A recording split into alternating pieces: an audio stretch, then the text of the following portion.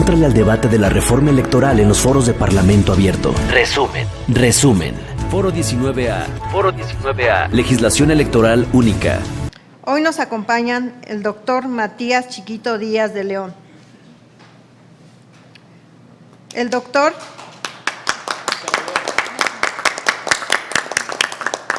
Armando Hernández Cruz, el maestrante Marco Antonio Reyes Anguiano, la maestra María Luisa Oviedo Quesada. Muchas gracias. Y el doctor Raúl Ávila López. Ortiz. Mi planteamiento es que sí es necesaria, creo que urgente, una legislación electoral única, pero no la desaparición de los institutos electorales de los estados. Creo que podemos convivir sanamente con una legislación electoral única, pero los institutos electorales de los estados deben subsistir, y en mis planteamientos daré las razones.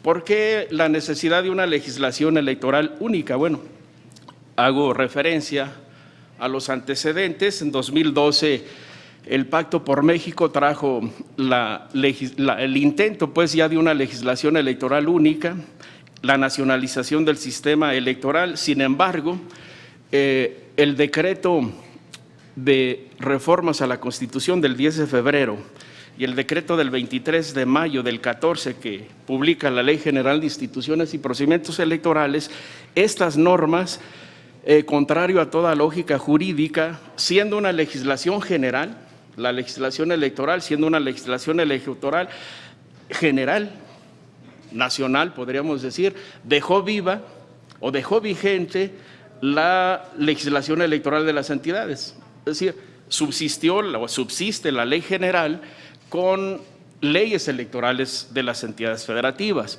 Creo que en un sistema constitucional no es prudente ni sano que este fenómeno ocurra. Por eso es que sí es necesaria una legislación electoral única. En mi opinión, el Sistema Nacional Electoral es una excepción al régimen de distribución de competencias que establece el artículo 124 de la Constitución, que señala que lo que no está conferido a los funcionarios federales se entiende reservado a los de los estados, y los sistemas nacionales se han puesto, digamos, en últimos años de moda.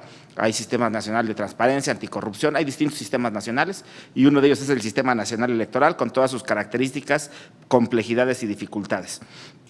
En mi opinión, sería conveniente revisar la posibilidad de suprimir o eliminar los códigos electorales de las entidades federativas. Sé que no es muy popular y sé que muchos piensan que esto puede atentar contra la autonomía de las entidades federativas, pero ya el sistema como está, como quedó en 2014, quedó en un paso intermedio entre una cosa y otra, y creo que es menos funcional, o como estaba antes, o llegar a la totalidad de lo que se había planteado originalmente, que es contar con una legislación nacional y un organismo que se encargue de la organización de las elecciones federales, estatales y municipales, porque el sistema electoral nacional, como lo tenemos en la actualidad, tiene diversos grados de complejidad que generan antinomias, generan confusiones y requieren armonización, como ya lo decía el anterior expositor, entre disposiciones administrativas como el Reglamento General de Elecciones y los códigos electorales o constituciones incluso de las entidades federativas. Entonces, eso necesita una solución. En mi opinión, el asumir que la federación asuma la legislación electoral de todas las entidades federativas. Es decir, mi postura, como ustedes pueden observar, es que los organismos nacionales asuman competencias que tienen actualmente las instancias de orden local, sobre todo desde el punto de vista legislativo. Mi postura es a favor de la legislación electoral única, por muchas razones. Ya aquí se exhibieron algunas de las tantas que podría yo coincidir, pero una de las cuestiones muy importantes es para el operador de la norma. Una de las posturas que se comentaban es esta parte en donde el propio reglamento del Instituto Nacional Electoral se llega a enfrentar a constituciones o a normas locales a efecto de poder organizar las elecciones. Tenemos una variedad de las 32 legislaciones locales que de verdad me ha tocado estudiarlas y muchas de ellas a partir de la reforma del 2014, en donde se pretendió hacer donde quedamos a la mitad entre hacer una legislación única y que cada estado, cada entidad tuviera su propia legislación. Es importante mencionar que una de las situaciones que sí considero que puede trastocar el federalismo es el hecho de que el constituyente permanente les diga a las entidades cómo deben organizarse internamente. ¿A qué me refiero? ¿Cuántos diputados debes tener y cómo debes elegirlos? ¿Cuántos regidores, cuántos síndicos y cómo los vas a elegir y cuántos debes tener de acuerdo con tu población? Creo yo que eso es una situación que, independientemente de que no es parte de algo electoral, sino más bien viene siendo algo de lo que es las estructuras del Estado, no sería conveniente que sea el Poder Legislativo Federal el que tenga que decir cómo se deben organizar las entidades. ¿Qué queremos decir con una legislación única electoral? Nos estamos refiriendo a un solo librito que contenga una serie de normas jurídicas en materia electoral y siempre va a ser necesario complementarla con algo más. Entonces, ¿hacia dónde vamos con una legislación única en materia electoral? Como ya mencionamos, o ya las personas que me han antecedido, la legislación electoral comprende la LEGIP, la Ley General de Partidos Políticos, la Ley General del Sistema de Medios de Impugnación y otras tantas que de todos nosotros es conocido. Aquí hay normas sustantivas y hay normas adjetivas. ¿Cuáles de estas son perfectibles? Todas. Y en este tema, ya lo mencionaban, veo que el tiempo corre muy rápido. Si pretendemos hacer una homologación de las normas, yo preguntaría o propondría que también haya una homologación en los presupuestos para las autoridades electorales y una homologación para las percepciones de quienes desarrollan esta actividad electoral, porque mientras en Chihuahua ganan más de 100,000 y tantos mil pesos, en lugares como Tlaxcala algunas veces no llegan ni a los 50 ni a los 70. Entonces, ¿qué pretendemos con una legislación única electoral? Y aquí tiene mucho que ver el tema de la división de poderes. No podemos verlo de manera aislada, tenemos que ver todo el contexto de la reforma. Y en ese contexto de la reforma me lleva al tema de la división de poderes, a los contrapesos necesarios y al equilibrio que debe existir. No por nada nuestra Constitución habla de esa división de poderes y esa división de competencias en 3 niveles de gobierno. El federal, el estatal y el municipal, para que haya un respeto en esas competencias. Sabemos que hay, digamos que 3 piezas clave que hay que tomar en consideración para un diseño o rediseño de un sistema electoral o del sistema político, que incluye el sistema electoral, el sistema de partidos y el sistema de gobierno. Primero son los objetivos generales, el objetivo general y los objetivos particulares. Aquí ya se ha hablado de ellos y los doy por prácticamente reproducidos. Si me permiten subrayar, me parece que del texto que leyó la diputada Graciela Sánchez al inicio, pues muy claramente se establece que el objetivo es la austeridad, que hay que reducir los costos, que digamos el sistema electoral que ha rendido muy buenos frutos a la democracia en el país también se ha hecho muy grande, probablemente desproporcionado y costoso. Entonces, ese es el objetivo que me parece que también está en la iniciativa del presidente de la República, Andrés Manuel López Obrador. Segundo, aquí entramos a discutir, y yo llamaría que esta parte fuera muy bien analizada para y para otras mesas, cuáles son otros objetivos. Parece que viendo la iniciativa del presidente, y me refiero a ella porque es la que he estudiado con mayor detenimiento, están establecidos los objetivos particulares. Y sí se habla de la importancia de lograr, por ejemplo, una mayor legitimidad, representatividad, ese tipo de conceptos, eficiencia, ¿no?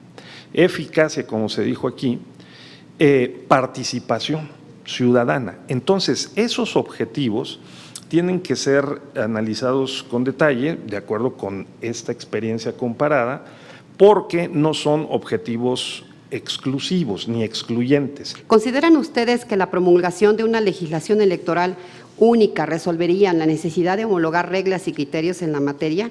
Asimismo, como el que haya una sola autoridad administrativa y jurisdiccional resolvería el exceso de judicialización de los procesos electorales, ¿y qué otros mecanismos proponen ustedes que se podrían implementar para lograr la certidumbre jurídica que requiere nuestro sistema democrático?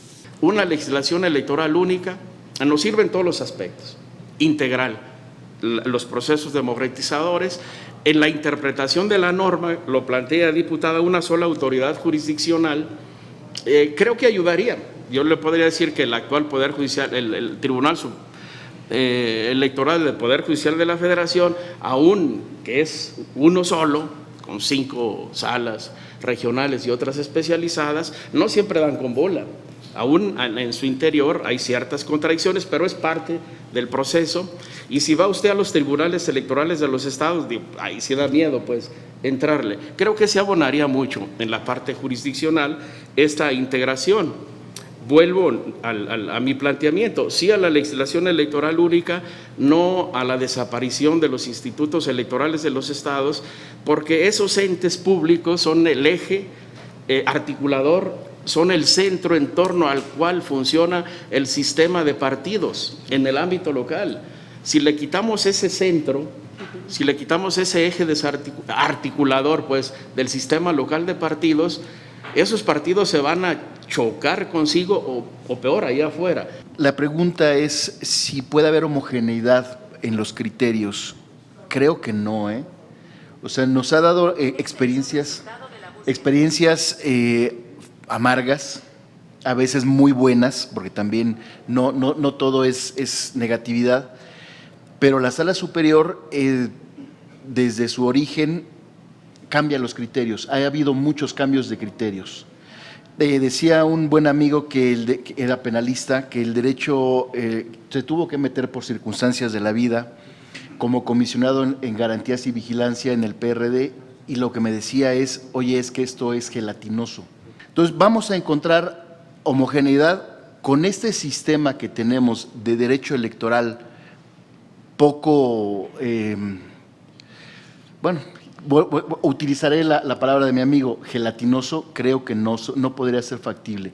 Creo que necesitamos también un tribunal electoral que se apegue más, si no completamente al positivismo, sí un tanto más a lo que es el respeto a lo que son las normas emitidas por esta soberanía. Tener una sola legislación va a evitar o va a quitar un poco lo que es la judicialización, tampoco lo creo.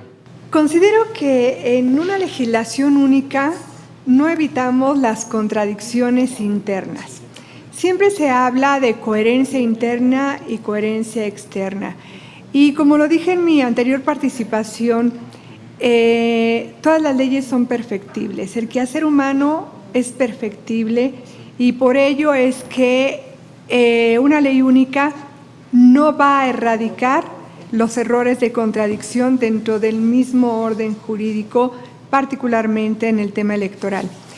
Y no es lo mismo una ley única en materia civil o en materia familiar, en donde los derechos que se controvierten y se van a resolver son derechos entre particulares, que una ley única en materia electoral, donde el eje toral es el ejercicio del poder a través de los ciudadanos o por los ciudadanos. Ahí la implicación es mayor. No porque los derechos de los particulares tengan una menor importancia, sino por el alcance que tienen unos y otros en el ámbito en el que van a repercutir. Quitando o eliminando la justicia o la jurisdicción local, creo que sería un grave error porque limitaría ese acceso a la justicia de los ciudadanos y principalmente de aquellos ciudadanos comunes que no tienen el apoyo de un partido político que los represente. A lo que me quiero referir en este sentido es a la creación precisamente de legislación tipo, de una legislación que unifique, que uniforme, que sea una legislación marco de la cual se desprendan otras legislaciones electorales. Decía la diputada Monzón que podría este proceso de reforma evitar resoluciones contradictorias, igual que ya se dijo, no creo que se eviten resoluciones contradictorias, pero se puede disminuir, se puede tratar de armonizar, de simplificar. Mientras más simple sea el sistema, es más fácil que haya armonía en el contenido de las disposiciones normativas y resoluciones tanto jurisdiccionales como administrativas.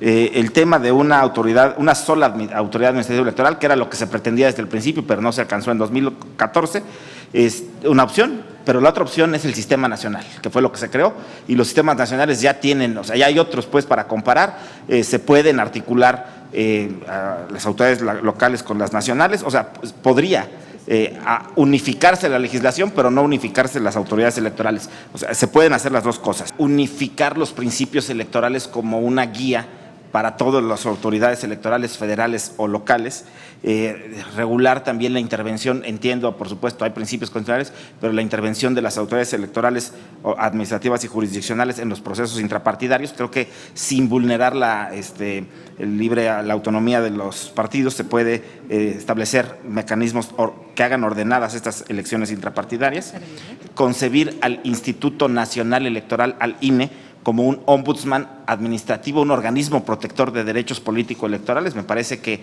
resaltar esa atribución es muy importante, pero a la vez también creo que se deberían precisar y delimitar sus facultades del INE para, en el sentido normativo, sus facultades normativas. Este planteamiento de que hay sistema y hay contexto. Entonces, en el sistema, como dijimos, está desde luego en el sistema político constitucional, está el sistema electoral, sistema de partidos y sistema de gobierno.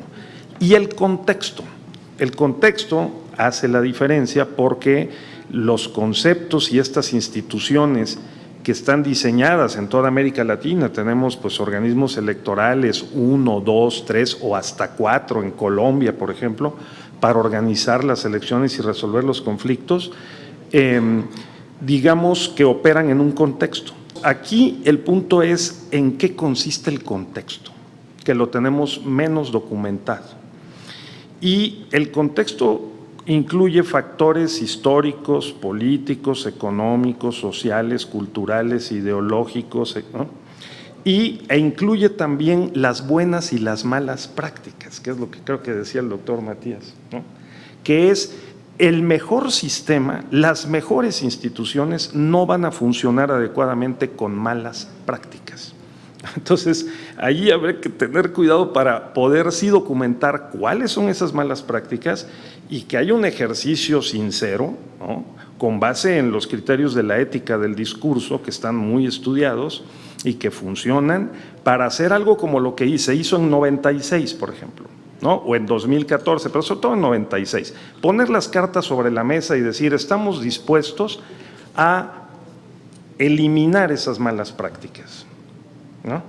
Por parte de los competidores por el poder. Entrar a la constitucionalidad no significa que el juzgador debe hacer lo que su moral le dice, le dicta, que es lo que ha hecho muchas veces la sala superior.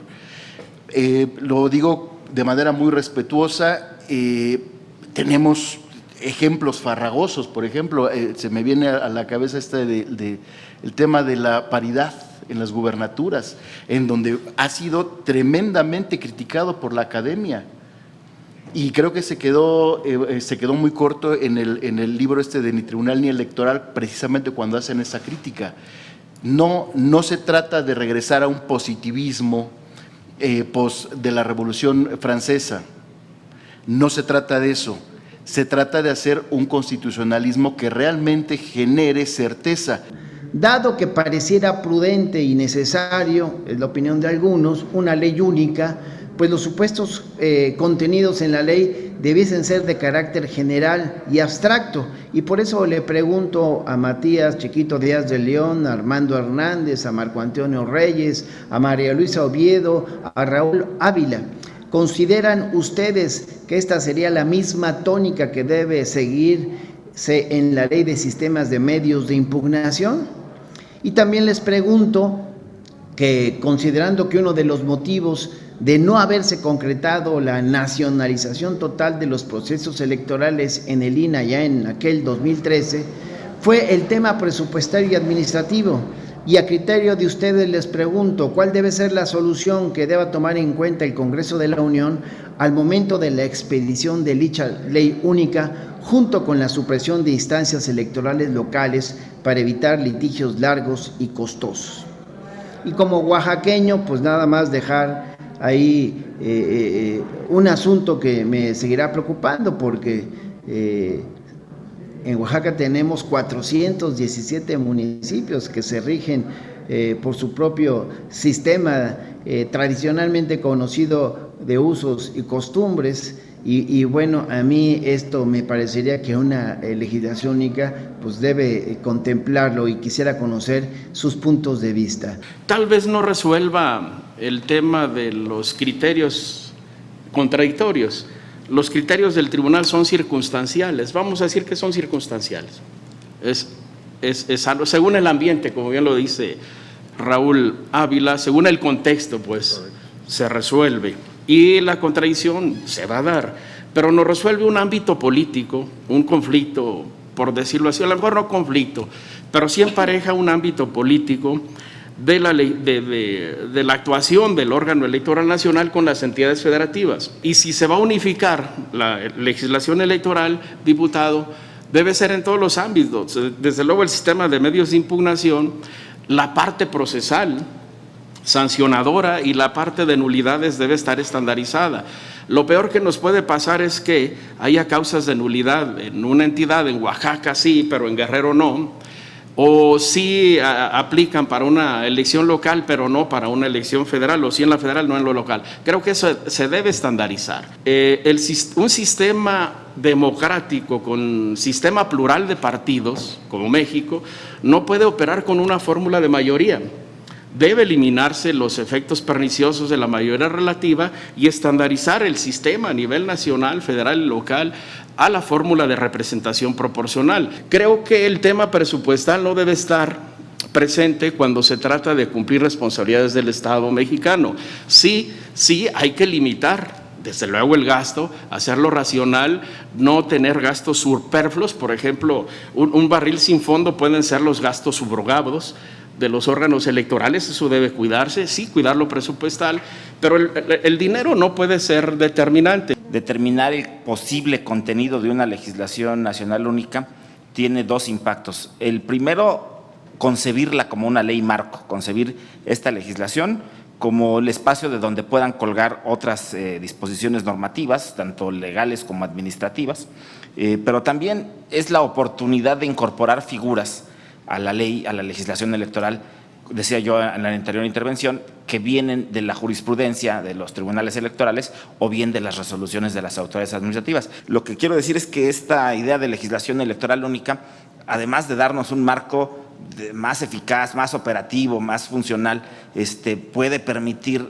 establecer ahí una serie de figuras que no caben en otro lado y que pues sería el lugar importante, ¿no? Homologar criterios de sobre y subrepresentación, desde mi punto de vista, sí es importante, porque tenemos diferencias sustantivas en los modelos de representación política de las entidades federativas.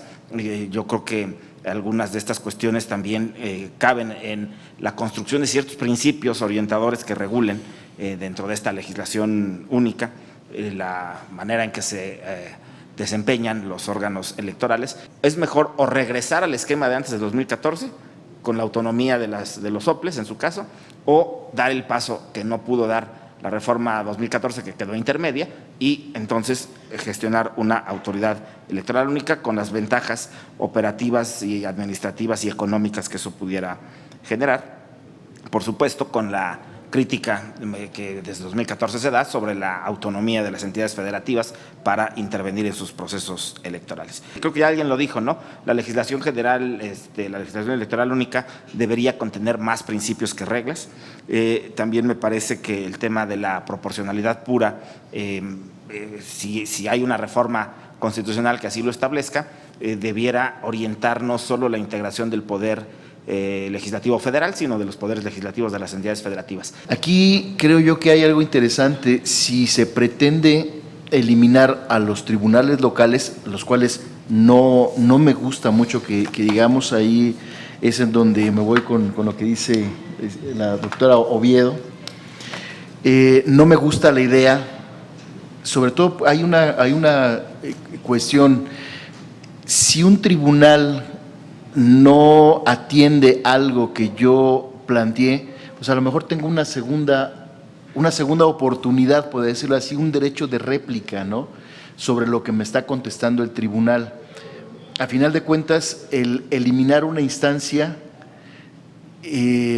hace un tanto más, puede generar un poco más injusticia lo que es el proceso, porque no tiene un órgano regular, un órgano revisor de las actuaciones que puede hacer una primera instancia.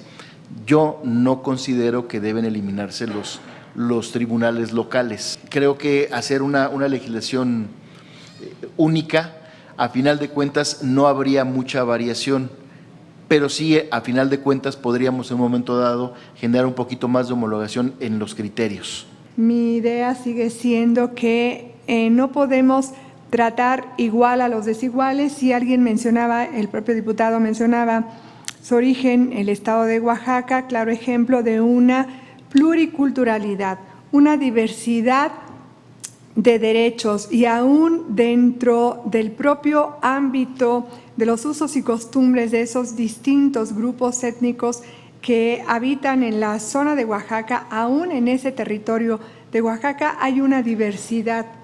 Los derechos son los mismos para todos, los derechos son universales, los derechos humanos son universales, pero el trato que le damos a cada grupo es distinto. Coincido, no afecta mayor cosa que haya una sola legislación procesal, porque efectivamente coincido con lo que dice el maestrante. Lo cierto es que los plazos son los mismos, son 4 días, todos los días y horas son hábiles en todas las legislaciones estatales y en la ley general, entonces ahí no hay ninguna afectación. Yo creo que, digamos, el escenario sería una ley marco, ciertamente, con los aspectos sustantivos que se pueden racionalizar de un análisis de las 32 y 33 con el ámbito propiamente federal, leyes electorales sustantivas que tenemos en el país, y incorporarle las innovaciones jurisprudenciales a las que ya se ha hecho referencia aquí, el tema de la justicia inclusiva, ya se ha hecho ese ejercicio antes. Esta soberanía, el Congreso de la Unión incorporó, por ejemplo, todos los avances en materia de transparencia, acceso a la información pública, que venían de criterios de la Sala Superior, se han incorporado a la legislación, entre otros elementos, y creo que ahora ya hay una rica jurisprudencia que procede de 2014 a la fecha, que podría ser incorporada con un análisis crítico, por supuesto, a esta legislación marco. El caso de los sistemas normativos indígenas o normativos internos, como se le denomina, el caso en particular de Oaxaca con los 417 ayuntamientos que eligen con estos métodos, yo creo que esa ley marco puede y debe contener un espacio para también colocar allí los principios, las principales reglas y las garantías para las elecciones con estos métodos. En la Ley General del Sistema de Medios de Impugnación me parece que no habría que descuidar la regulación del juicio de inconformidad y el dictamen de la validez de la elección presidencial, para evitar caer eventualmente en una situación como la del 2006 o como la del 2012. Personalmente quisiera que abundara en el tema porque no comparto en lo absoluto su opinión. No sé por qué una ley general vulneraría el principio general de la división de poderes. Y si bien es cierto, durante su última intervención dice la maestra Oviedo que no podemos juzgar como iguales a los desiguales, yo estoy de acuerdo, pero por el hecho de que juzguemos con perspectiva de género en leyes generales, en materia penal o en la propia Ley Federal del Trabajo, no significa que estemos de ninguna manera obligados a redactar una ley particular en cada caso concreto, ni leyes federales, municipales y estatales para juzgar a las mujeres con perspectiva de género. ¿Cómo estandarizar todo ello en la legislación única?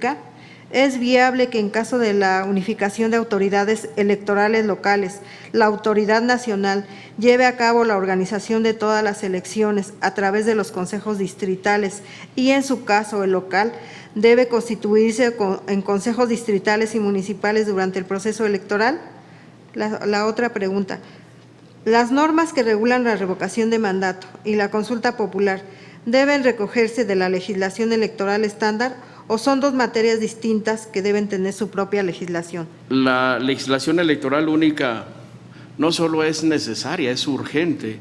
Políticamente necesitamos una legislación electoral única y no generar un conflicto político en las entidades, además de que nos ayuda a estandarizar el ejercicio de los derechos político-electorales en todo el país. Estandarizamos procedimientos, a lo mejor no homogenizamos criterios, pero sí estandarizamos procedimientos, y no sería el caso, pareciera ser en la percepción de los comentarios en la mesa, no sería el caso de que fuera una sola ley, una ley monumental, ¿no? Creo que la legislación electoral única podría ser un compendio legislativo y mantener la separación de leyes adjetivas de leyes sustantivas. Y bueno, diputada, ¿cómo estandarizarlo? Creo que ya está muy avanzado. Ya tenemos los procedimientos electorales a nivel nacional, tenemos inclusive, en ausencia de una legislación electoral única, un reglamento de elecciones. Los procesos electorales están estandarizados. Tal vez sería retomar lo que falta en la ley general y estandarizar procedimientos. Es un punto de vista simple.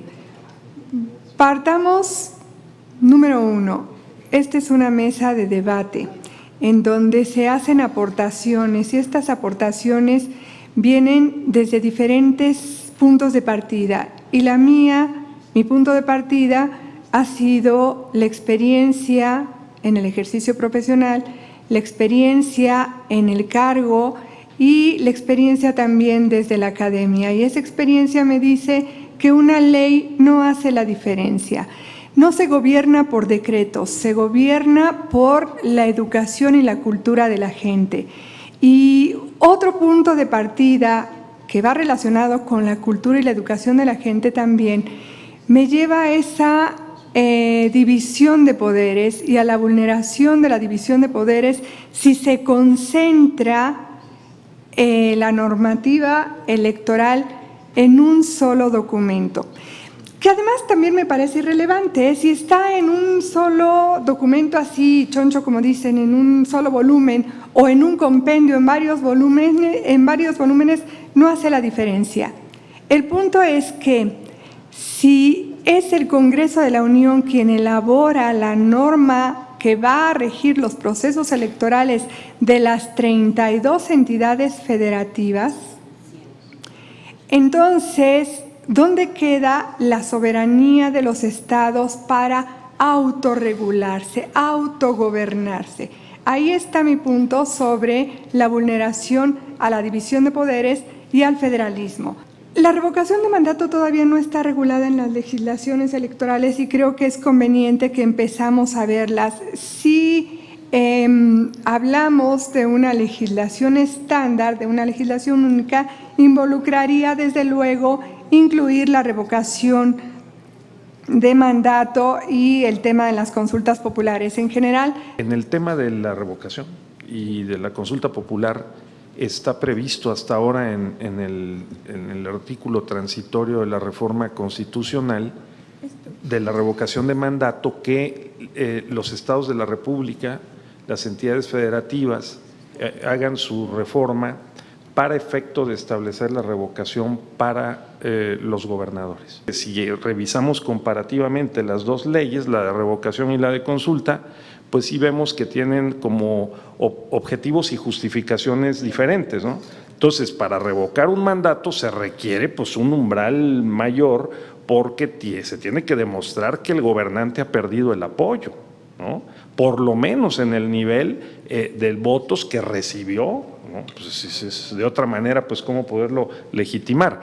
Y para eso, pues también instalar el número de casillas que se instaló en la última elección federal parecía y sigue pareciendo muy justificable, ¿no? Yo lo que creo es que sin demérito de la posibilidad de hacer una legislación única, lo que hay que hacer es dividir, sistematizar, clasificar las normas según su materia y contenido.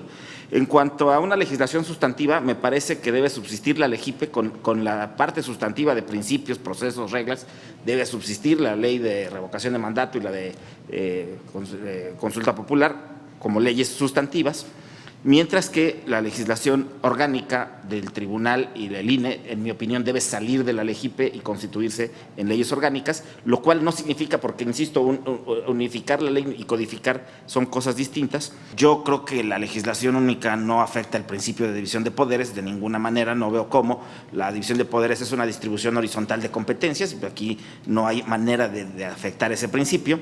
Y bueno, sí, la parte, sé que mucha gente dice que afecta la autonomía de las entidades federativas, yo no lo creo. Yo creo que efectivamente, pues si se establece un sistema nacional o si se centralizan atribuciones o funciones, sí se restan facultades a las entidades federativas, pero no se afecta su autonomía, siguen conservando una esfera de autonomía. Lo que se le quita son facultades, que son dos cosas distintas desde mi punto de vista. Sí es importante distinguir esas dos situaciones, uno es lo electoral, otro es cómo me he de organizar en mi estado.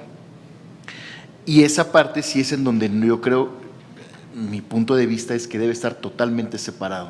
En la cuestión de la revocación del mandato y las consultas, es cierto, es necesario generar esas analogías que tenemos en la organización electoral. Pero, por ejemplo, en las cuestiones de los delitos, está totalmente fuera estas dos figuras de lo que es la configuración de delitos, sobre todo porque recordamos algo, en la materia penal, ahí sí no se vale lo gelatinoso de la materia electoral, ahí es una taxatividad. Si dice la norma, durante un proceso electoral hizo esta maldad, el ciudadano le corresponde esta sanción. Sí, pero resulta ser que no estaba en un proceso electoral, sino como lo dice el doctor Armando, al final de cuentas era un proceso electivo, entonces ya no fue lo mismo, ya no es aplicable taxativamente esa norma.